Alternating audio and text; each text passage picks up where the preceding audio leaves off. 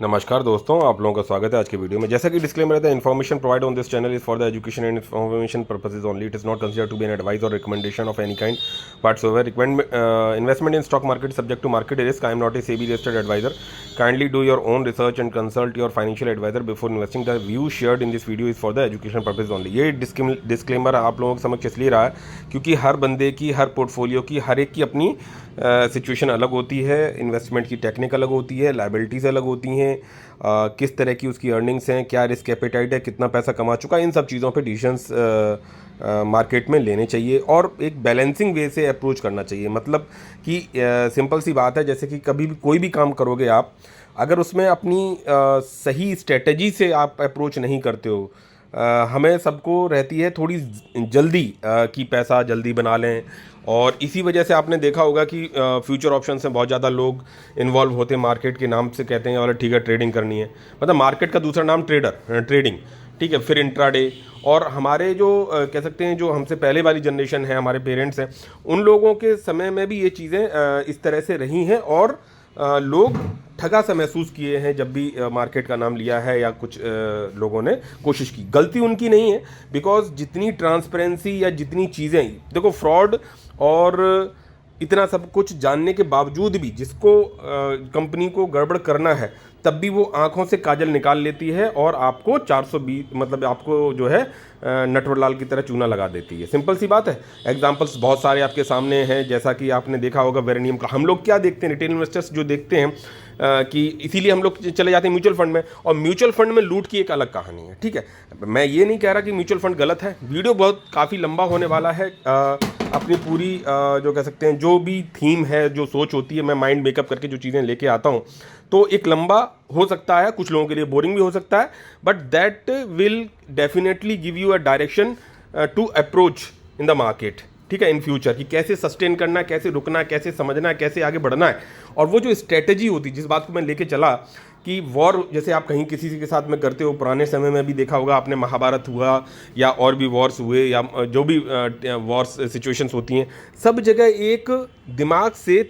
एक strategy buildup करी जाती है कि नेवल अपनी तरीके से नेवी जो अप्रोच करती है, एयर स्ट्राइक्स के अपने कॉन्सिक्वेंसेज हैं, आर्मी फील्ड के अपने हैं, और भी चीज़ें रहती हैं, प्रॉज एंड कॉन्स, सब पे चीज़ें बात करी जाती है, अपने दुश्मन को समझा जाता है और चीज़ें अप्रोच की जाती है। बात दुश्मन की नहीं है, बात यह है कि किसी भी काम को करने के लिए आपको उसके प्रॉज एंड कॉन्स को, चीज़ों को समझ के और फिर अप्रोच करना चाहिए। अब बात यह आती है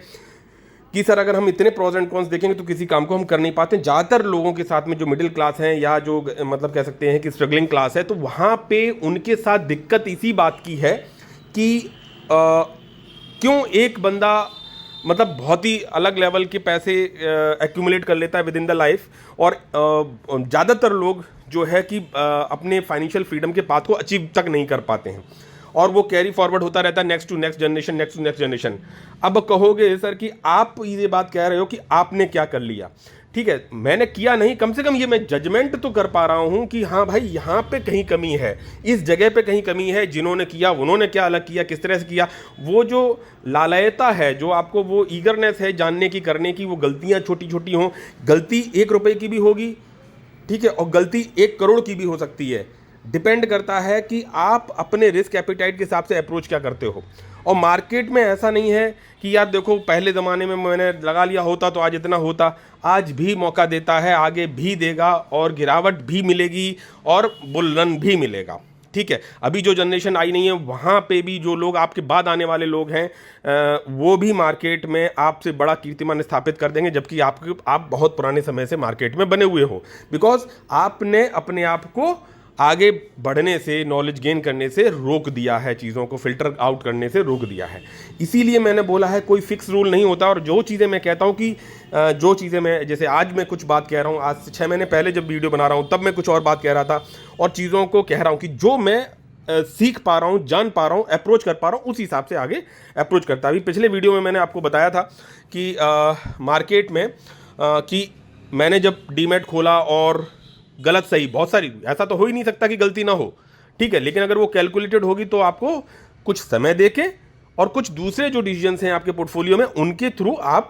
जो है उनको डाइल्यूट कर लेते हो, उनकी लॉसेस को आप ये नहीं सोचते हो कि हाँ भाई ठीक है यार, अगर इसने 1 लाख रुपए का मेरा लॉस कर दिया इस कंपनी ने, और वहीं पे दूसरी कंपनी पे आपने 3 लाख या 4 लाख कमा लिए, तो आप वो 1 लाख माइनस करके आप ये कहोगे कि हाँ भाई 3 लाख का मैंने प्रॉफिट कमाया। आप ये बिल्कुल नहीं सोचोगे कि हाँ, लेकिन वहीं पे बात अप्रोच इस बात की होती है कि जिसने 1 लाख रुपए जिस कंपनी पे लॉस हुआ, वो आपका रिस्क एपेटाइट अलाउ कर रहा था, आपने कर लिया, लेकिन उससे सीख क्या मिली? क्या वो आपने 2 लाख की वो सीख ली और वो आगे आने वाले रीजन्स में आप इंप्लीमेंट कर पा रहे हो कि नहीं कर पा रहे हो? वो बहुत मैटर करता है, क्योंकि मार्केट कभी नेवर एंडिंग है और आने वाली जनरेशन आपसे अच्छा बेटर कर सकती है, बशर्ते कि आप सीखने पे आप भी अच्छा कर सकते हो, लेकिन आप सीखने पे कितने इन्वॉल्व होते हो। बहुत से डिस्क्रिप्शन में लिंक दे रखा है मैंने एक व्हाट्सएप ग्रुप का, बहुत से लोग वहाँ छोड़ भी रहे हैं, क्योंकि बहुत सारे डिस्कशंस होते हैं, जैसे जैसे लोग बढ़ेंगे डिस्कशंस ज़्यादा होंगे। मैं भी इवन देख सकता हूँ कि बहुत सारे कमेंट्स होते हैं, बट उनको किसी तरह से समय निकाल के मैं उनको पूरा देखने की कोशिश करता हूँ और देखता हूँ, और जो मेरे मतलब की चीज़ें होती हैं उनको निकाल के मैं एक दूसरी जगह डाल लेता हूँ, ठीक है। और फिर उन पर बहुत सारी चीज़ों को मैं हालांकि समय नहीं निकाल पाता हूँ, नहीं देख पाता हूँ, लेकिन फिर भी मैं कोशिश करता हूँ। तो आप वहाँ से डिस्टर्बेंस के साथ साथ बहुत पॉजिटिविटी भी मिल सकती है, और वहाँ पे नोटिफिकेशन बेल ऑफ कर दें जिससे आपको डिस्टर्बेंस ना हो उस व्हाट्सएप ग्रुप को ज्वाइन करने से। और डिपेंड करेगा कि आप उसमें उस सागर में ढूंढते क्या है, वो जो एक मतलब कह सकते हैं ग्रुप क्रिएटेड है, वहाँ क्या करते हैं। कोई कहीं किसी पे चार्जेस नहीं है, फ्री ऑफ कॉस्ट हर तरह की वहाँ पे डिस्कशन है। बहुत सारे लोग बहुत सारी जगहों से नॉलेज गेन करते हैं जो आप अकेले नहीं कर सकते हैं। तो बहुत सारे अपडेट्स, बहुत सारे रिजल्ट्स, बहुत सारी चीज़ें वहाँ पे डाली जाती हैं, डिस्कस करती हैं आपस में लोग, वहाँ पे एक तरह से फ्रेंड्स भी हो गए हैं, तो वो एक बॉन्डिंग भी बन गई है। तो वो सब चीज़ें वहाँ पे बहुत काफ़ी हद तक फ्रूटफुल होती हैं, ऐसा मेरा मानना है, ठीक है। तो वो आपकी मर्जी, आप वहाँ रहना चाहते हो नहीं रहना चाहते हो। हाँ, एक लिमिट के बाद वहाँ पे जो कह सकते हैं ज्वाइनिंग है, आई विल स्टॉप। अभी मैं पहला जो टारगेट है वहाँ पे 500 लोगों का है, 468 या समथिंग लाइक दैट ऐसे हो गए हैं। कुछ कुछ लोग छोड़ते भी हैं, कुछ लोगों के बस की बात नहीं होती। इसीलिए कहा भी जाता है कि मार्केट वही मार्केट है, वही टाइम है, वही सब कुछ है। एक बंदा कुछ बना लेता और एक बंदा नहीं बना पाता है, तो उसके बीच में डिफरेंस ये है कि हो सकता है कि बोलोगे कि नहीं सर उसकी किस्मत थी, किस्मत के साथ साथ उसकी अपने एफर्ट्स और उसका डेडिकेशन था, डिसिप्लिन था, और वो मैटर करता है, ठीक है। तो बात कर रहा था मैं जो पोर्टफोलियो वाइज अगर मैं बात करूं, तो पहले तो मैं आपको ये दिखा दूं कि लोग क्या देखने आना चाहते हैं कि सर आप बात कर रहे हो, आपने क्या बनाया, ठीक है। तो आप की बात करूं तो कल के प्रॉफिट्स जो इसमें एडजस्ट हो गए होंगे, तो 5,91,000 अब आपको ये दिखाने लगा, जो अभी अनरियलाइज प्रॉफिट्स हैं, और जिनको बुक कर लिया उसमें से ये माइनस करके जो है 6,44,000 रुपये ये, और लगभग 35,000 के डिविडेंड मिले हैं। और टाइम हो चुका होगा मोस्ट प्रोबेबली 4.5 साल जब से मैंने डीमेट को ओपन करा है, और एक तरह से जीरो से नर्सरी से स्टार्ट किया। चीज़ें बहुत सारी गलतियां की हैं, लेकिन कुछ किस्मत और कुछ एफर्ट्स, सब चीज़ें मिलके आज भी मतलब ठीक है। मुझे क्या कह सकते हैं कि मुझे अपॉर्चुनिटी दिखती है कि हाँ मार्केट से पैसा बनाया जा सकता है, बन सकता है। आपको अपना डिसिप्लिन और पेशेंस जरूर मेंटेन करके रखना पड़ेगा, और ये भी मान के चलना पड़ेगा कि हाँ मुझे बहुत कुछ नहीं आता है, मुझे बहुत कुछ नहीं आता है, मुझे बहुत कुछ सीखना है, और अपने कैलकुलेटेड वे से बेबी स्टेप से I will approach the market. Market सर्वोपरि है, इन बातों को ध्यान रखें। तो अब अगर इनको मैं प्रॉफिट्स को जोड़ देता हूँ 6, 5, 11, और यहाँ पे हो गया 12 और 40, 50, 60, 70, करीबन ऐसे मान लो कि 6, 5, 11, 12,70,000 रुपये के प्रॉफिट्स दिख रहे हैं आपको, कह सकते हैं कि जीरोदा वाले में, ठीक है। अब मैंने आपको बोला कि मेरा इन्वेस्टमेंट लगभग 31 लाख के आसपास है, 30,90,000 के आसपास है, क्योंकि बाकी का अमाउंट अभी मतलब लगा नहीं पाए, तो वो चीज़ है। अब ये बात आई कि जैसे कि 12,70,000 है, और जो टाइमिंग हुआ है, अगर मैंने जिस चीज़ें पहले भी मैं जोड़ता था, बताता था कि भाई हमें किस तरह से सोचना चाहिए, तो 12,70,000 को अगर मैं, वीडियो लंबा होगा, थोड़ा पेशेंस बना के रखिएगा, समझने सीखने को बहुत कुछ मिलेगा। बहुत कुछ भागते रहने से बहुत सारी चीज़ें छूट जाएंगी। शॉर्टकट किसी चीज़ का नहीं है, आपको समय तो और अपने चीज़ों को देना तो पड़ेगा, ठीक है। अब 12,70,000 रुपये को इनको मैं डिवाइड कर दूं, अगर मैं 4.5 साल के आसपास का टाइम, तो कितना हो गया, करीबन 12 चौक 48, 48 और 6, करीबन 50, 54, 54 मंथ्स में मैं इसको डिवाइड कर देता हूं, तो आप ये देखेंगे कि जो अमाउंट पर मंथ का आ रहा है 23,518 रुपये के करीब आ रहा है। तो आप ये मानिए कि अगर मैं 30 लाख रुपए मैं एफडी में भी डालता, सीनियर सिटीजन एफडी में भी डालता, जो कि एक सेफेस्ट जगह होती है किसी भी पीएसयू बैंक में या कहीं पे भी। और जो भी मुझे highest rate of interest senior citizen में मिलता, हालांकि मैं सीनियर सिटीजन नहीं हूँ, लेकिन मैं कहता कि भाई चलो ठीक है, परिवार के किसी, हमने ज़्यादा बेनिफिट पाने के लिए हमने उनके नाम पर डाल दिया, नॉमिनी को हमारा कोई बन गया। तो वहाँ पे अगर हम डालते तो जो maximum to maximum safest way से जो पैसा कमाया जा सकता था, बनाया जा सकता था, दैट इज़ वो वहाँ पे मुझे कह सकते हो कि 20,000 रुपये से कम ही मिलते, ज़्यादा नहीं मिलते। और वो पैसा मेरा लॉक होता 5 सालों के लिए, जिसे मैं चाहे कितनी भी इमरजेंसी होती मैं वहाँ से निकाल नहीं सकता था। और कह सकते हैं कि उसमें टीडीएस वगैरह वो सब चीज़ें तो खैर होती हैं, इसमें भी हालांकि अलग है। तो वहाँ से ज़्यादा पैसा मिलता और पूरा का पूरा 30 लाख मुझे इकट्ठा देना पड़ता। वेयर एज यहाँ पे जो मैंने इन्वेस्टिंग की 1 लाख से चालू करी और गलतियाँ की, लॉसेस बुक किए, प्रॉफिट्स बुक किए, और धीरे धीरे मैंने वो जर्नी पिछले वीडियो में दिखाया, जहाँ पे मैंने आपको दिखाया कि फर्स्ट ईयर में कुछ प्रॉफिट्स बुक हो गए, जो कि इंटेंशनली मैं नहीं करना चाहता। लॉन्ग टर्म कंपाउंडिंग के प्रोसेस से मैं कंटिन्यू हूँ। और लेकिन सीखना भी पड़ता है इस बात को लेके कि हाँ भाई कुछ प्रॉफिट्स बुक करने में कोई बुराई नहीं, लेकिन अब वो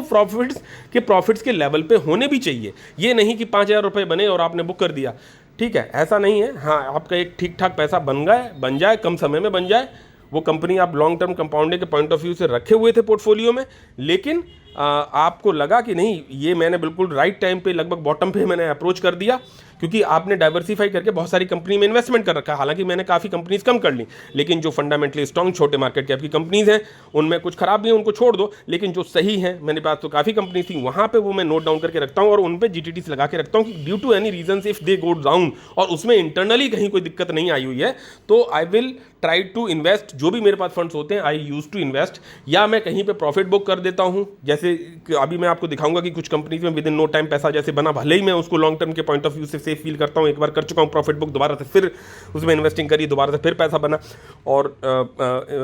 प्रॉफिट बुक कर दूं, तो दैट विल री इन्वेस्टेड और फिर अगले मंथ की जो सेविंग्स आ जाएंगी तो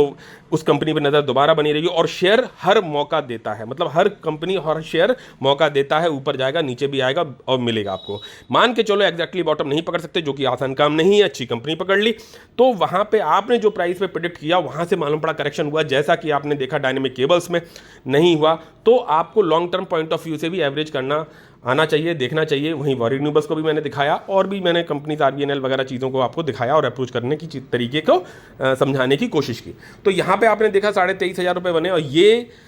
पैसा जब ऑल टाइम हाई पे था तो मैंने आपको उस समय दिखाया था लगभग 50,000 रुपये पर मंथ का भी एवरेज बन चुका था,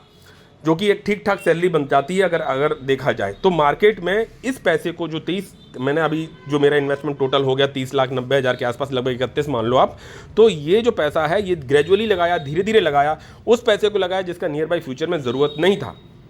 क्योंकि देखो स्ट्रेटेजी बहुत मैटर करती है, इसमें भी अभी बहुत सारी कमियां रहेंगी क्योंकि निरंतरता आपको सीखते रहना है।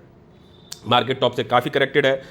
थोड़ा सा बाउंस बैक किया, आगे हो सकता है और कॉम्प्लिकेशंस आए, 90 दिन के लिए टैरिफ रोक दिया, बाद में हो सकता है फिर कंटिन्यू कर दें। वो किस करवट उठ बैठेगा वो हमें नहीं पता होता। हमें ये भी नहीं पता था, ट्रंप आए, ट्रंप ने बोला टैरिफ लगाएंगे, अरे यार मार्केट से निकल जाओ, यूक्रेन वॉर आया था निकल जाओ, कोरोना आया था निकल जाओ। भैया कंप्लीटली निकल जाओगे तो निकल ही जाओगे, कर कुछ नहीं पाओगे, इस बात को मानो। और ये इस तरह की जो सिचुएशंस हैं वो आते ही रहेंगे, आते ही रहेंगे और आते ही रहेंगे। तो सर पैसा कैसे बना? यहाँ पे देखोगे आप कि पैसा तो बना हुआ है, उतना पैसा बना हुआ है जिस पैसे को मैं आराम से अपने जॉब के साथ साथ नहीं बना सकता था।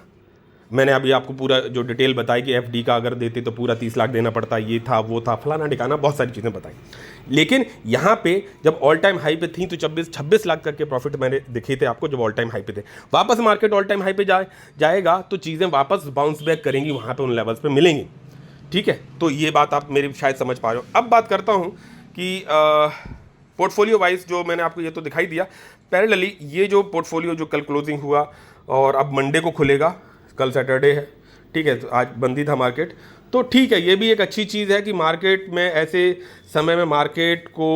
जो है ज़्यादा ट्रेडिंग सेशंस नहीं मिले तो that is a good thing कि और आपके पास अपनी अगले मंथ की जो सेविंग्स हैं वो आ जा रही हैं और आप जो है धीरे धीरे अप्रोच अपने चीज़ों को कर पा रहे हो कि आपके पास कैश है और कैश होना बहुत ज़रूरी होता है। ठीक है, यहाँ बात करूँगा तो देख सकते हो कि ये कंपनी में जो मेरे पास सबसे ज़्यादा इन्वेस्टिंग होगी, इसकी पूरी जर्नी मैंने बताई है। 1.39% की पॉजिटिविटी है, तो पोर्टफोलियो पर पॉजिटिव असर इसका पड़ता ही पड़ता है। स्काई गोल्ड का पॉजिटिव असर पड़ता ही पड़ता है। हालांकि बाकी कंपनी से डाइल्यूशन, मैंने डिपेंडेंसी हमेशा कम करने की कोशिश करता रहता हूँ जब दूसरा पैसा दूसरी जगह पर लगने लगता है।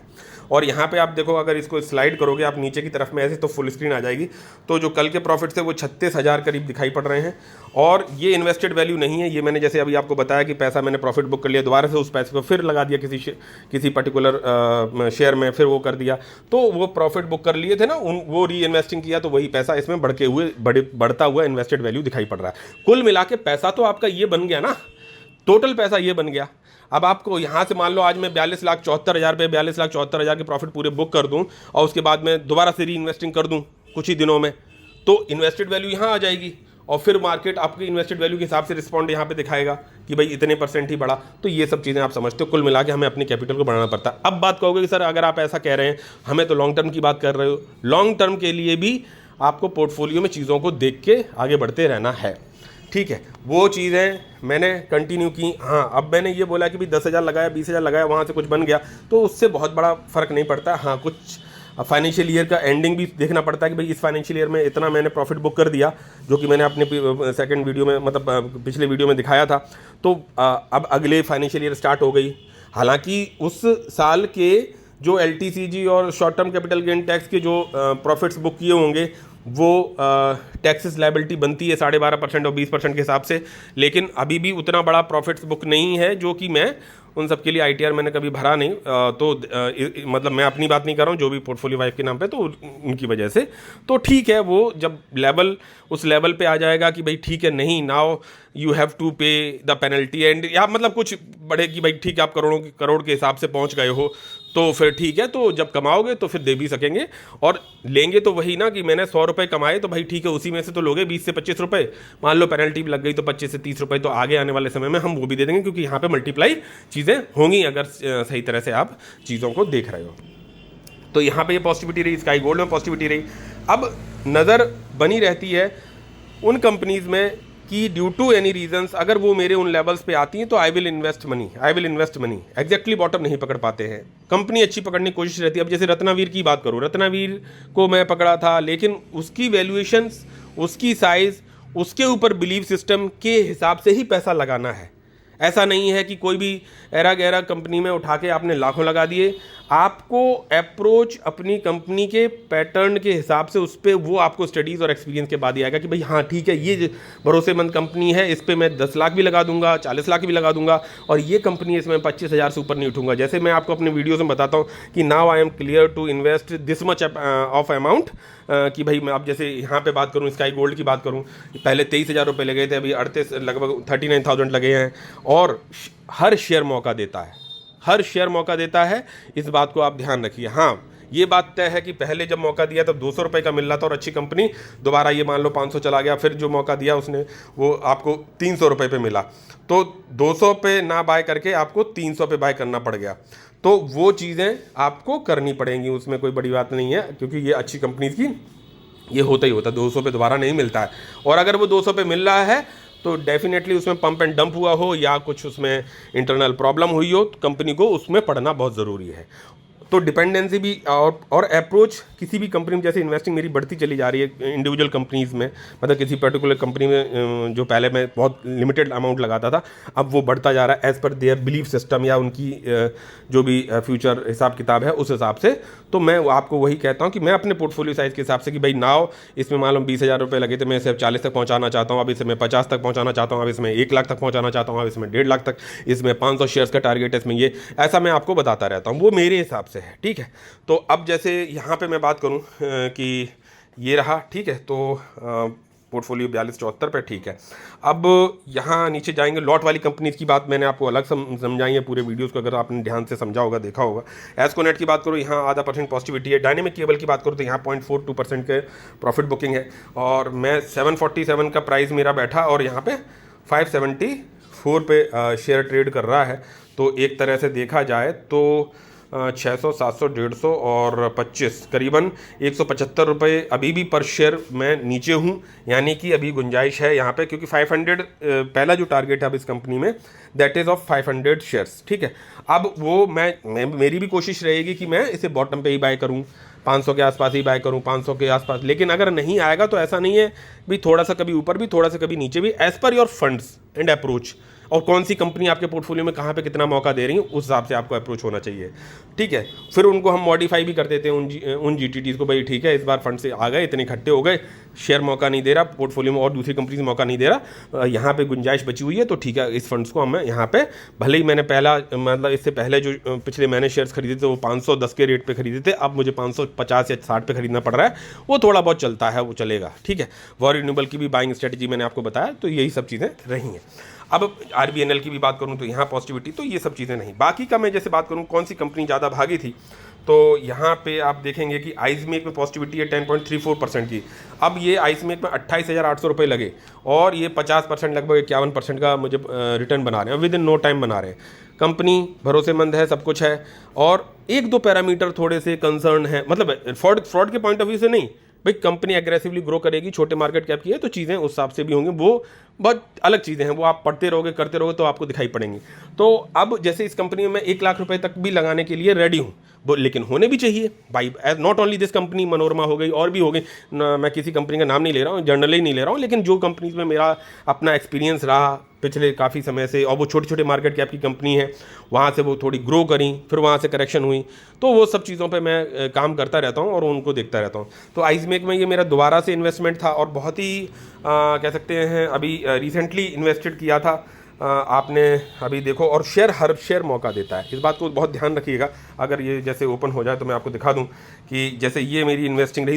ये सेकंड इन्वेस्टिंग, मतलब एक बार मैंने प्रॉफिट इसमें बुक कर लिया था, तब पोर्टफोलियो छोटा था, चीज़ें छोटी थी, तो ये तरह रहता है। और यहाँ देख सकते हो 28 जनवरी को मैंने इसमें एक शेयर लिया, 28 को यहाँ फिर ये 10 लिए, 28 को ही मैंने ये 10 लिए, 28 को ही मैंने ये 6 लिए, और 28 को ही मैंने ये 15 लिए, लेकिन फेजेस में लिया। 28 जनवरी की बाइंग है, और उसके बाद में एक शेयर 17 फरवरी को मैंने लिया, और ये सब ग्रीन में दिखा रहे हैं। तो अब आप ये मानिए 28 जनवरी है, ठीक है, तो यानी कि जनवरी तो ख़त्म हो गया, फरवरी, मार्च, और ये रहा आपका अप्रैल, लगभग 2.5 महीने में पैसा, भले ही छोटा पैसा लगा है, लेकिन 2.5 महीने में पैसा लगभग 51% ग्रोथ कर गया। अब यहाँ 1 लाख रुपए लगे होते तो लग जाते, लेकिन नहीं थे, जिस हिसाब से था, बहुत सारी कंपनीज मौका दे रही थी, डाइवर्सिफाई करके भी चलना पड़ता है। तो यहाँ पे जो है कि 28 के मेरे को 14 मिल रहे हैं, और अब मैं कल को प्रॉफिट बुक कर दूं और वो उन कंपनीज़ में पैसा लगा दूं जिन कंपनीज़ में मुझे मौका मिल रहा है फ्यूचर के पॉइंट ऑफ व्यू से, क्योंकि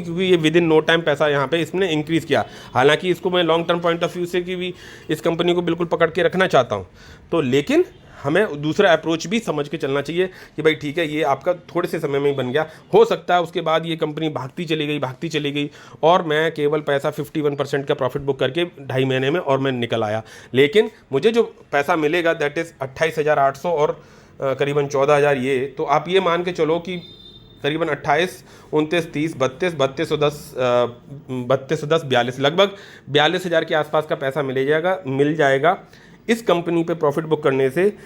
क्योंकि नंबर ऑफ कंपनीज मेरे पास 61 है, और इसको भी लॉन्ग टर्म के लिए सोचता हूँ। ऐसी मेरे पास कम से कम 8 से 10 कंपनीज बनी रहती हैं पोर्टफोलियो में।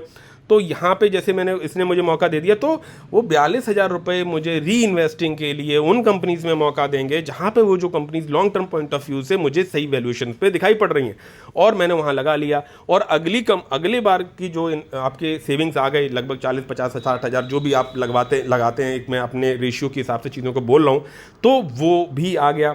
अब वहाँ पे क्या होगा कि आइसमेक पे भी नज़र बनी रहेगी, मैंने यहाँ प्रॉफिट बुक कर लिया, तो मौका हर शेयर देता है। अब ये हो सकता है कि इस बार का मेरा बाइंग प्राइस 671 रहा, अगली बार का बाइंग प्राइस ये काफ़ी क्रॉस करके फिर मुझे लगे कि 671 पे बाय ना कर पाऊँ, मैं इसे जो है 700 पे, 800 पे, करेक्ट वैल्यूएशन पे मुझे 700-800 पे दिखेगा। वो डिपेंड करेगा कंपनी के परफॉर्मेंस पे, ठीक है, वो सब भी एवेल्युएट करना आना चाहिए। और हो सकता है ये इसमें जल्दी बना, बाकियों में ना बने। तो इस तरह की प्रॉफिट बुकिंग को भी अब मैं स्टार्ट किया। मैंने कहा ना, उल्टा चक्र चलना है, उल्टा चक्र, बल्कि लोग उल्टा चलते हैं। लोग कैसे चलते हैं कि भाई सबसे पहले वो फ्यूचर ऑप्शंस करेंगे, फिर वो इंट्राडे करके देखेंगे, फिर उसके बाद में स्विंग ट्रेड, पोजिशनल ट्रेड करके देखेंगे, और फिर लॉन्ग टर्म इन्वेस्टिंग हाँ लॉन्ग टर्म इन्वेस्टिंग का सोच के चलेंगे, और फिर जब वहाँ पे भी बात नहीं बनती हुई दिखेगी तब फिर वो म्यूचुअल फंड की तरफ जाते हैं। जबकि पैरेलली आपको उल्टा चलना है। हालांकि इसमें से दो चीज़ें मैं कट कर दूंगा, इंट्राडे और फ्यूचर ऑप्शंस, इस पे तो जाना ही नहीं, ये टोटली जहर है। ठीक है, तो इनको तो मैंने अपनी डिक्शनरी से ही आउट कर दिया। Left over with swing trade, positional trade, long term investing and mutual fund. तो म्यूचुअल फंड का मैंने आपको किस्सा अलग बता दिया, तो वो तो मैं वहीं से मेरा चालू हुआ था, तो वो मैं अलग था, वो सेक्टर, वो चीज़ें। लेकिन इन्वेस्टिंग की जर्नी में मैं आया तो मैंने उल्टा थोड़ा चालू किया कि लॉन्ग टर्म इन्वेस्टिंग के पॉइंट ऑफ व्यू से आया, टिका, उसका मुझे रेस्पेक्ट भी दिया मार्केट ने, और चीज़ें ग्रो हुई, मुझे टिकने का मौका मिला। अब लॉन्ग टर्म के पॉइंट ऑफ व्यू से चला, कुछ कंपनीज परफॉर्मेंस देने भी लगी, सब कुछ है, मुझे बैकअप मिल गया एंड दैट, और फिर मैंने कुछ फिर मैं जो है कि थोड़ा सा स्विंग ट्रेड या पोजिशनल ट्रेड के पॉइंट ऑफ व्यू से चीज़ों को करना लग गया। बिकॉज कि तब छोटा पोर्टफोलियो था, 10,000 20,000 रुपये लगते थे, 5,000 बन भी गए तो बुक कर लिए, तो बुक कर लूँगा तो क्या ही बन जाएगा। आपने देखा होगा कि जो पिछले वीडियो मैंने दिखाया कि इस फाइनेंशियल ईयर में 23,000 की प्रॉफिट बुकिंग करी, फिर उसमें 40 की करी, फिर उसमें 1 लाख की करी, फिर अभी 4 लाख की करी। तो ये अब ग्रेजुअली बढ़ रहा है। तो ये क्या है कि आपका पोर्टफोलियो पे इन्वेस्टमेंट जिस तरह से अमाउंट बढ़ रहा है और चीज़ें उस हिसाब से कर रही हैं। ऐसा मैंने जैसे आपको आरबीएनएल में भी दिखाया, दोबारा से री इन्वेस्टिंग है आरबीएनएल में, ठीक है, और अभी जो बाइंग प्राइस था उससे नीचे हूँ। बल्कि अगर मैं इसी बजट के टाइम पे प्रॉफिट बुक करना चाहता, क्योंकि अभी रिसेंटली दोबारा से मैंने लिया था, वहाँ पे मैं दोबारा से प्रॉफिट बुक करके 50-60 हज़ार रुपये बना सकता था विद इन नो टाइम। लेकिन आपको थोड़ा सा लीवरेज लेके बड़ा भी सोचना पड़ता है कि भाई ठीक है, अभी इतना ज़रूरत नहीं है कि 50,000 रुपये यहाँ पे प्रॉफिट बुक कर लूँ। I have to think for this in a long term point of view also, ठीक है। तो अब ये आइसमेक का, जैसे मैंने आपको बताया, वॉरी रिन्यूएबल की कहानी मैंने, और बाइंग स्ट्रेटजी, अगर देखो एग्जैक्टली बॉटम और एग्जैक्टली हाई नहीं पकड़ सकते हो, तो पोजिशनल ट्रेड और स्विंग ट्रेड में आसान नहीं होता है। ये कुछ हद तक कोइंसिडेंटली चीज़ें चलती हैं, आपको इस कंपनी को पढ़ना समझना आना चाहिए। मान के चलो आपने लिया तो उस पॉइंट ऑफ व्यू से, लेकिन वो आपकी तरफ के हिसाब से नहीं बैठा, लेकिन कंपनी तो अच्छी हुई, तो वहाँ पर, और ये बहुत ज़्यादा भी नहीं करना है आपको, अपने प्रॉफिट्स को बुक करने की जो चीज़ें हैं करीबन देना है समय 2-2.5 महीने, क्योंकि बनने दो 50%, 80%, 100%, और आपको लगता है कि नहीं ठीक है यहाँ पे शॉर्ट टर्म में जल्दी पैसा बना है तो आई हैव टू बुक, मैं बुक कर सकता हूँ। डिपेंड करेगा पोर्टफोलियो में आपको रिक्वायरमेंट है कैश की तो नहीं, ठीक है, कि कितनी है। अब वही वॉरी के लिए मुझे लंबा समय देना पड़ा और चीज़ें मैंने देखी, और इसमें जो पहले मेरे पास शेयर्स थे थोड़े से बहुत कम और बहुत ही अच्छे प्राइजेस पे थे, जैसे मैं अभी आपको यहाँ पे थोड़ा दिखा दूँ, वीडियो लंबा होगा बिकॉज ये चीज़ें सीखने के लिए आपको मैं कह रहा हूँ कि बहुत कुछ पे करना पड़ता है प्रैक्टिकली अगर देखा जाए। तो यहाँ देख सकते हो कि 31 अगस्त 2023 की इन्वेस्टिंग है, अभी 2 साल नहीं हुए हैं, आप मान के चल सकते हो 1.5 साल, और इस शेयर की प्राइस की जो बाइंग है वो 245 रुपये है, ठीक है। लेकिन शेयर्स कितने थे, बहुत ज़्यादा नहीं थे, ये तो स्प्लिट में मिले हैं। देखा जाए तो एक शेयर, क्योंकि स्प्लिट वाले अभी छोड़ देता हूँ, मतलब मैंने क्वांटिटी उस समय कितनी ली थी, बाद में स्प्लिट में डिवाइड हो गया वो, कोई बात नहीं। 1 शेयर, 2 शेयर, और यहाँ पे 3, और यहाँ पे 4, और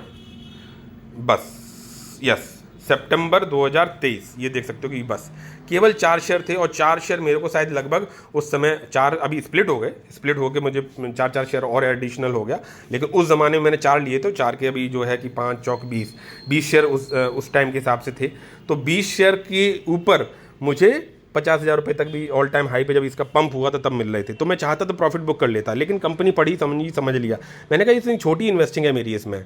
तो मैं इसमें जो है कि इसको ये स्टडी पर्पज़ से मैंने रख लिया। अब मैं इसको जो है फॉर द मौका हर शेयर देगा, और मौका दिया इसने, और मैंने जब अच्छा एग्जैक्टली बॉटम नहीं पकड़ लेंगे तो 1700 पे मैंने आई यूज़ टू एवरेज, और देख सकते हो कि मैं यहाँ पे 1732, जब ये ऊपर से जाके 2300 पे या कुछ समथिंग ला के जाके और फिर करेक्ट होना चालू हुआ, I use to start the buying, और धीरे धीरे, और ये देख सकते हो दिस पेशेंस, ये भी आपको करना पड़ सकता है। हो सकता है आप पोजिशनल ट्रेड के पॉइंट ऑफ व्यू से आए, स्विंग ट्रेड के हिसाब से आए हो, लेकिन आपको लंबे समय के लिए भी उस कंपनी को रखना पड़ सकता है। और ये देख सकते हो कि धीरे धीरे करके, और वो पेशेंस मुझे 1 लाख तक की इन्वेस्टिंग के लिए इसमें सोच रहा था, एंड वो 1 लाख रुपये लगा, और now the company gives good results, and the future में चीज़ें अच्छी दिखाई पड़ती हैं, और ये जो है long term point of view के लिए चीज़ें बन गई। अब 1 लाख से 1.5 लाख के लिए कभी भी नेक्स्ट भी आगे भी मौका दे सकती हूँ, मौका हर शेयर देता है, अच्छे से अच्छा शेयर भी मौका देता है। तो बात कर रहा था ये। अब जैसे कुछ कंपनीज हैं जिनको मैं नहीं भी रखना चाहता हूँ, पोर्टफोलियो से हटा देना, इसलिए मैं 50 शेयर्स बोलता हूँ कि 50 शेयर्स है मेरे पास। अब जैसे ये कभी किसी वजह से चीज़ें ऊपर जाएंगे, हटा देंगे। तो आप स्काई गोल्ड में लॉन्ग टर्म इन्वेस्टिंग के लिए 1 लाख रुपये तक के लिए सोच रहा हूँ, तो ये भी आपको डिपेंड करेगा। यहाँ पे सेंको में कुछ चीज़ें सोचता हूँ, तो बात इस तरह से चलती है। अभी लॉट वाली कंपनी की तो मैं बात ही नहीं करूँगा। लेंसर को भी कभी कभी प्रॉफिट में आएगी तो बुक कर दूंगा, नहीं तो ये 10,000 रुपये मुझे ज़्यादा कुछ ठीक वो नहीं कर रहे हैं। ठीक है, इसमें से 6,000 डाउन ही है, लेकिन जिस तरह की कंपनी है उस तरह से मुझे इसमें समझना है। लेकिन इसमें 1 लाख रुपये नहीं लगा सकते, है ना, ये भी ध्यान देना है कि कहाँ आप सोचते हो। कहाँ मैक पावर में एक बार प्रॉफिट करके दोबारा से मैं अभी फ्लैट में आ गया हूँ, 16,000 रुपये ही लग पाए। तो ये चीज़ें भी आपको समझ में आना चाहिए कि भाई किस तरह से हमें मार्केट अप्रोच होना चाहिए। दूसरी चीज़ जो मैं कह रहा था, जैसे यथार्थ में भी मैंने लगभग इकट्ठा कर दिया। अब जैसे मैं बात कर रहा था यहाँ पे, तो यहाँ पे आप ये देखोगे आइज में ये रही, ठीक है। अब मैंने जो भाई पोर्टफोलियो तब छोटा था, तो यहाँ देख सकते हो कि मेरे पास क्वांटिटी थी 22 और मेरा बाइंग प्राइस था 275 और 704 रुपये 50 पैसे मैंने इसे सेल कर दिया, प्रॉफिट बुक कर लिया। लगभग 9,500 रुपये का प्रॉफिट बुक किया और बाय जो वैल्यू थी 6,000 रुपये के बाय किए थे और 9,000 रुपये कमाए। जो भी समय लगाओ, समय का एग्जैक्टली इसमें नहीं दिखाई पड़ रहा है, और सेल कर दिया 15,500 रुपये में, और ये पैसा मैंने प्रॉफिट बुक कर दिया। कंपनी अच्छी थी, सब कुछ है, नज़र दोबारा भी बनी रही। मौका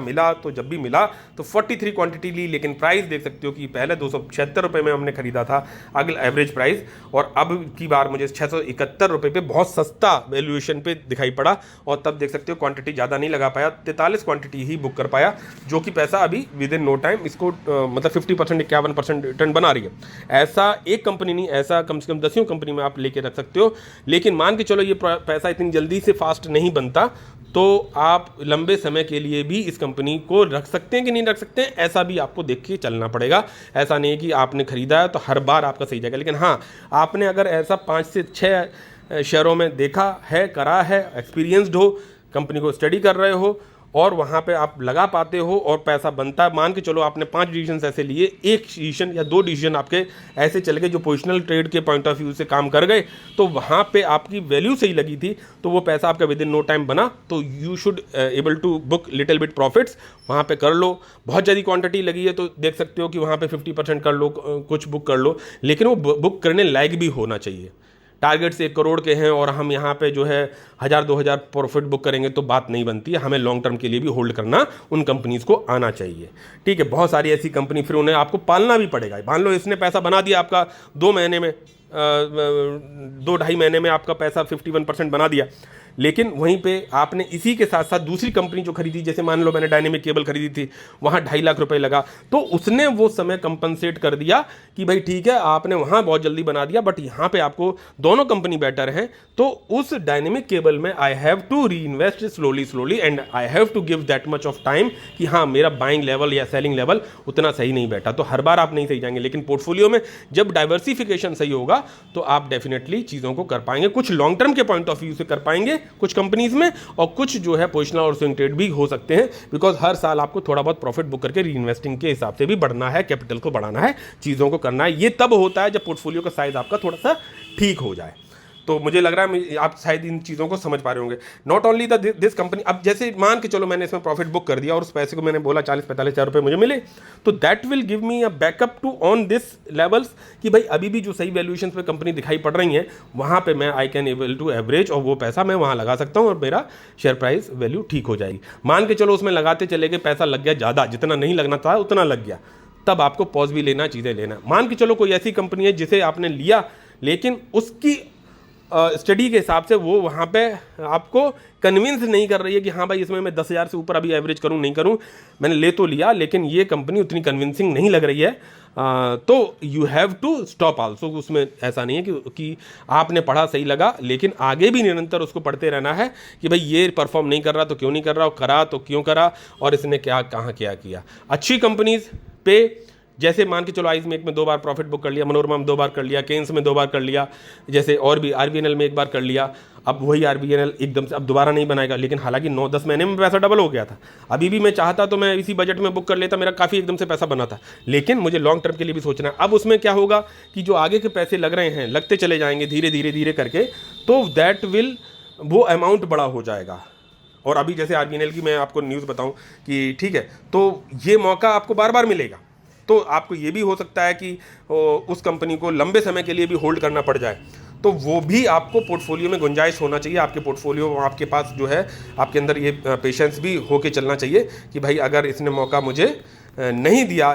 एग्जैक्टली, हम हालांकि लंबे पॉइंट ऑफ व्यू से ही खरीदते हैं, लेकिन अगर मिल भी जाए तो कोई बुराई भी नहीं होती है। और यहाँ आप देख सकते हो कि जैसे अभी OFS लेके आने वाली है गवर्नमेंट, जैसे बोल रही है कि भाई ठीक है यहाँ पे माजगांव में लेके आएंगे, तो वो तो ठीक है, उनके इन्वेस्टमेंट यहाँ पे ज़्यादा है, लेकिन बाकी कंपनीज़ में तो लिमिटेड है। फिर भी इनमें भी जो फ्यूचर में OFS आ सकती है, तो OFS के बाद में करेक्शन मिल सकता है। आप देख सकते हो कि गवर्नमेंट ओरिएंटेड कंपनी भी 50% करेक्टेड हुए हैं, तो आपको वो भी देख के चलना है कि भाई ठीक है, RVNL को आपने इस लेवल पर ले लिया, अगर वो 50% करेक्ट होगी तो फिर भी मुझे एवरेज करना नहीं करना है, कि क्या करना, कितना करना, कितना मैंने पैसा लगाया, वो भी ध्यान देना है। तो यहाँ देख सकते हो RVNL में यहाँ 72.84% की उनके पास स्टेक है गवर्नमेंट के पास, और कभी भी आ सकता है, एनी टाइम जो है इनका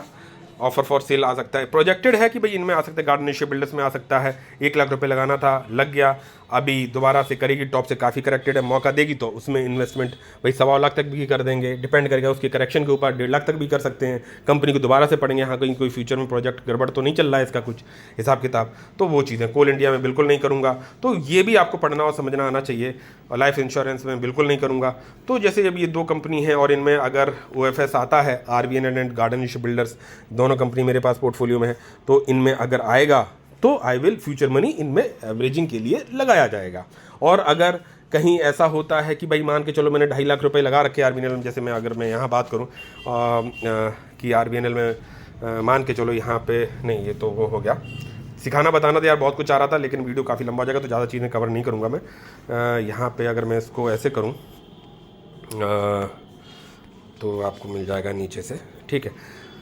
तो RVNL में देख सकते हो कि 453 शेयर्स हो गए हैं और 187 की इन्वेस्टिंग हो गई है। ऑफ अभी ऑलमोस्ट फ्लैट पे ही आ गई हैं चीज़ें। एक बार अभी इसमें बजट से पहले काफ़ी एकदम से पंप आया, तो चाहता तो मैं वहाँ प्रॉफिट बुक कर लेता, लेकिन नहीं, वो इरादा नहीं था कि भाई लंबे समय के लिए सोच रहा था। अब वहाँ से गिरावट है, अब मान के चलो बजट तक गिरावट रहती है या OFS आता है उसकी वजह से और गिरावट रहती है, तो I will use to increase the shares धीरे धीरे। ऐसी कंपनी में आप 1000 शेयर भी धीरे धीरे एक्यूमुलेट कर सकते हो, लंबे समय के लिए भी टिकना पड़ सकता है। तो किसी ने 50% या 100% जल्दी बना भी दिया तो कहीं पर आपको लॉन्ग टर्म के लिए हिसाब से भी रुकना पड़ेगा। मान के चलो जब ये वापस भागा, मान के चलो दोबारा से अगला बजट आता है और मुझे इसे होल्ड करते हुए कितने 12 से 13 महीने हो गए हों, जब से मैंने अभी दोबारा से इसमें इन्वेस्टिंग किया, एक बार पैसा डबल किया, तो 12 से 15 महीने में भी अगर पैसा डबल हो जा रहा है, या यहाँ पे मान के चलो आपने 187 की इन्वेस्टिंग 2.5 लाख पे पहुँच गई धीरे धीरे करके OFS की गिरावट के बाद में,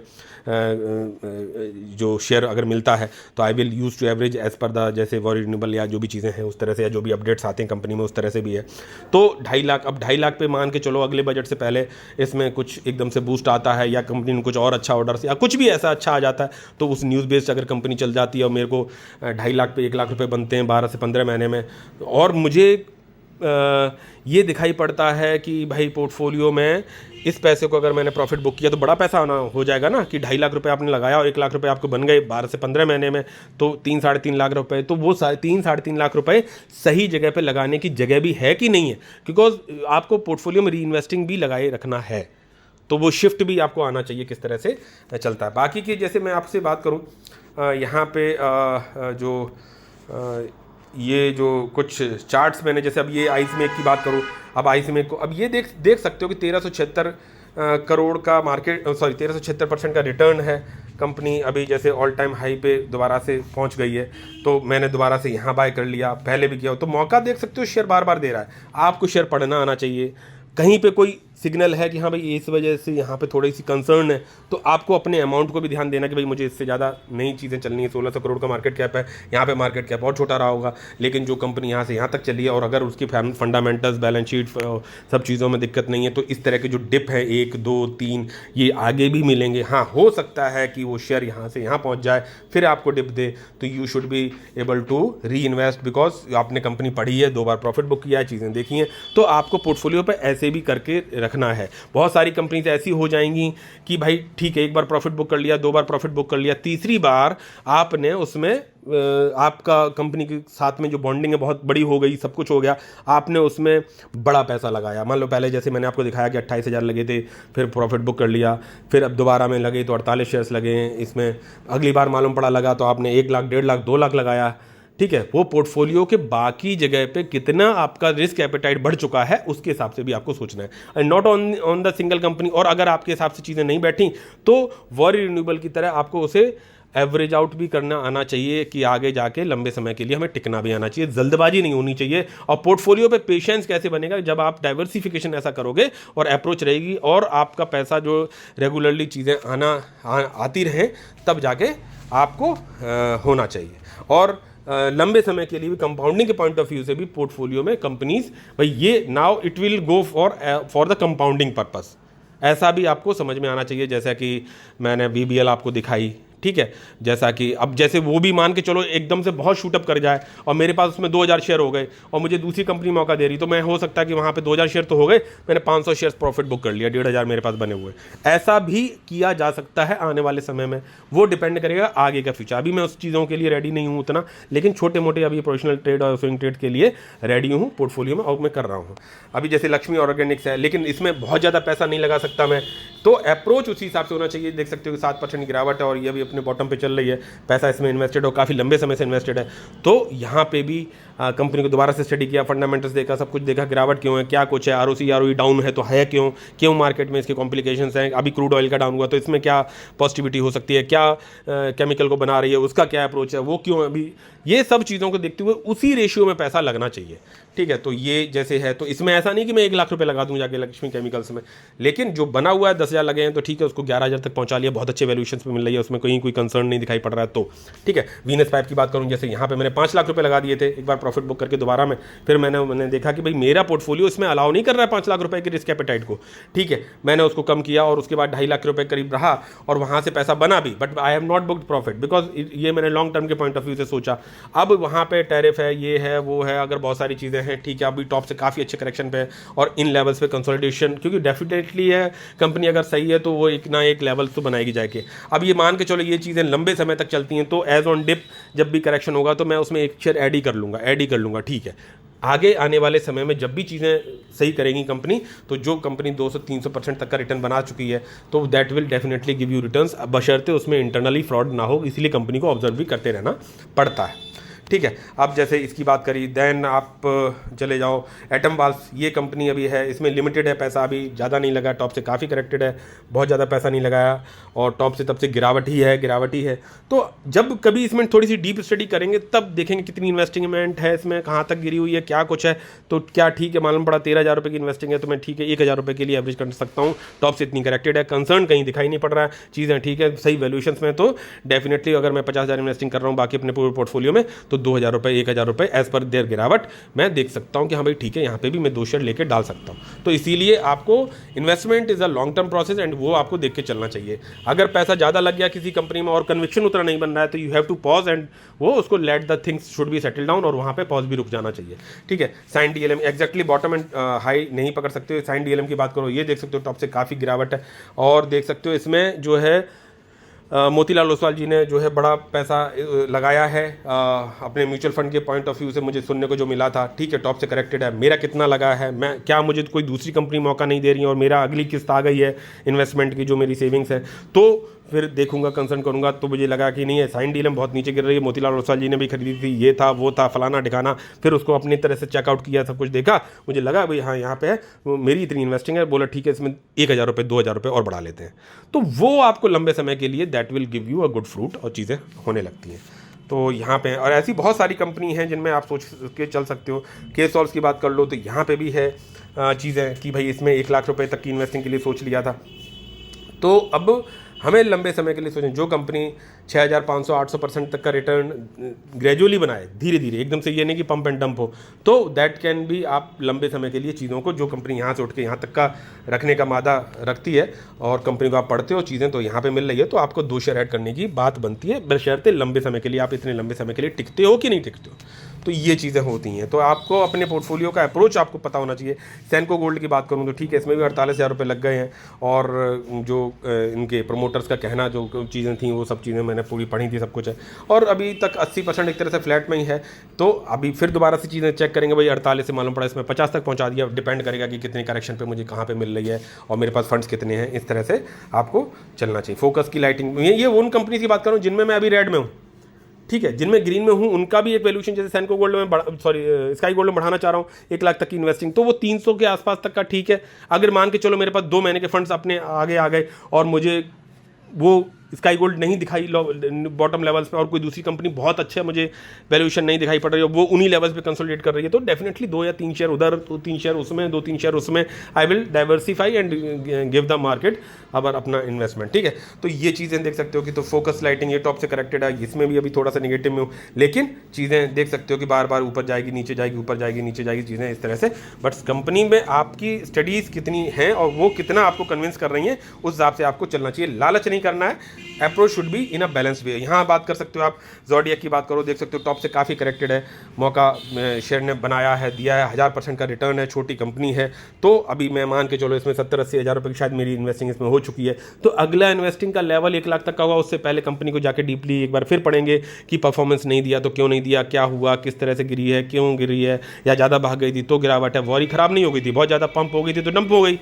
डंप का लेवल हम नहीं पकड़ पाए 1700 से, मैंने एवरेजिंग चालू कर दी है, नाउ 1100 तक उसकी एवरेज प्राइस पहुंचा ली, पहला का प्राइस तो 272 रुपये का था मेरा, तो ये भी आपको आना चाहिए और करते हुए लंबे समय तक के उसमें पैसा लगा लिया, बढ़िया कंपनी है, दैट विल नाउ उसका टाइम आ गया परफॉर्मेंस देने का। तो इस तरह से भी मार्केट में आपको अप्रोच और इन्वेस्टमेंट जर्नी आपको समझ में आनी चाहिए। जैसे इसकी बात कर ली, अब देन ये आरबीएनएल की जैसे मैंने अभी बात ही करी थी, ठीक है, तो अगर इसमें ओएफएस आता है, एक ये सपोर्ट लेवल है, मान के चलो यहाँ पे भी करेक्शन होता है, इन लेवल्स पे आता है, तो ये लंबे समय के लिए आ जाएगी मेरे पास पोर्टफोलियो में। बोला ठीक है यार, इसमें मैं एवरेज करता रहूँगा, जितने लंबे समय तक मालूम पड़ा इन्हीं लेवल्स पे, ऐसे इस लेवल पे कंसोलिडेशन रहा ओएफएस की वजह से या किसी वजह से, या रिजल्ट अच्छे नहीं आए तो ठीक है। और अगर लगा कि नहीं एकदम से कम समय में 2.5 लाख का सीधा 2 लाख रुपये मुझे बना के दे दिया इसने within no time due to news and all, तो अगर लगेगा पोर्टफोलियो में कि यार इसने बहुत कम समय में अच्छा पैसा बना दिया, मैंने भी इस फाइनेंशियल ईयर में ज़्यादा प्रॉफिट बुक किया नहीं है, तो चलो एक काम करते हैं प्रॉफिट बुक कर लेते हैं और वो पैसा मैं दूसरी कंपनी में लगा सकता हूँ, वो मुझे सही वैल्यूएशंस पे दिखाई पड़ रही है। तो ये भी चीज़ें हमें समझनी और देखनी आनी चाहिए। ये सब क्या है, ये मैं स्टेप बाय स्टेप अब चीज़ों को आपको करके दिखा रहा हूँ कि भाई पहले मेरा क्या था, कितनी सारी कंपनी थी, आप फिर कंपनी प्रिसाइज करी, चीज़ें करी, गिरते हुए मार्केट में अप्रोच, अब कैसा, तो वो आप जब बिल्कुल स्लो प्रोसेस से चीज़ों को करना चालू करोगे तो आगे जाके कुछ चीज़ें कंपाउंडिंग भी करेंगी और कुछ पोजिशनल ट्रेड आपको फ़ायदा भी देंगे। बहुत लंबी जो है वीडियो हो गई है, लेकिन ये सब चीज़ें मुझे सिखानी थी भाई, ठीक है, कल वीडियो नहीं बनाया तो ये देख सकते हो 40,000% का रिटर्न है, इसका भी दिखाया। तो सब, और डिपेंडेंसी जब एक कंपनी पर नहीं रहेगी ना, तो पोर्टफोलियो में आप जो है पेशेंस को मेंटेन कर पाएंगे कि ऑल इन ऑल, जैसे मैंने अभी आपको दिखाया कि 23-23.5 हज़ार रुपये के पर मंथ का मेरा पैसा बना हुआ है ना, कब से, जब से डीमेट खोला, तो 23.5 हज़ार रुपये मैं कमा पाया हूँ मार्केट में। देखो ये जो मेरी मेहनत की बात है कि लोग कहते हैं इसे मेहनत देखो उसको बोलते हैं जिसमें आपको मज़ा ना आता, मुझे तो मज़ा आता है, तो वैसे भी मेरा दिमाग कहीं ना कहीं लगता, तो मैं अगर इन चीज़ों में लगता है मेरा, तो मैंने लगाया, तो मैं क्यों वो करूँ, तो मैं 23.5 हज़ार रुपये पर मंथ ऐसी गिरावट वाली मार्केट में मेरा एवरेज में बना हुआ है, तो that is a good sign. बोला ठीक है यार, और अभी भी लग रहा तो दैट विल, और वो 50,000 रुपये पर मंथ को भी क्रॉस कर गया था, तो आगे आने वाले समय में जिस दिन मेरी सैलरी की इक्वलेंट मालूम पड़ा average price, average per month की इन्वेस्ट रिटर्न्स एवरेज आउट हो गए, तो that on that day I will feel that कि हाँ ठीक है फाइनेंशियली फ्री हो गया। ऐसे सोच आपको चलनी चाहिए। देख सकते हो टॉप से कितनी बड़ी करेक्शन है डायनेमिक केबल्स। अब मैं इसमें इन्वेस्टिंग दोबारा से करने की सोच रहा हूँ और बढ़ाना चाह रहा हूँ 500 शेयर्स। भाई 500 के बाद फिर एक बार स्टडी करूंगा और लगेगा यार ठीक है यार 600 शेयर्स तक भी पहुंचा लो। अगर मैं प्राइस को सही से नहीं ले पाया, वॉरी की तरह रहा कि भाई 750 पे मैंने बाय की एवरेज किया, बड़ा पैसा लगाया, फिर वहाँ से अब वो मुझे उतना लंबा समय देना पड़ेगा 500 के एयर फेयर में भी कंपनी में बाय कर करके कि भाई एक महीने में कुछ बाय किया, अगले महीने भी उन्हीं लेवल्स पे तो फिर कुछ बाय किया, फिर कुछ बाय किया। अच्छी कंपनी है तो वो रिटर्न आपको बना के देगी, जैसे कि वॉरी की बात करो या कोई कंपनी जब भी बैकअप करेगी या चीज़ें करेगी। तो भाई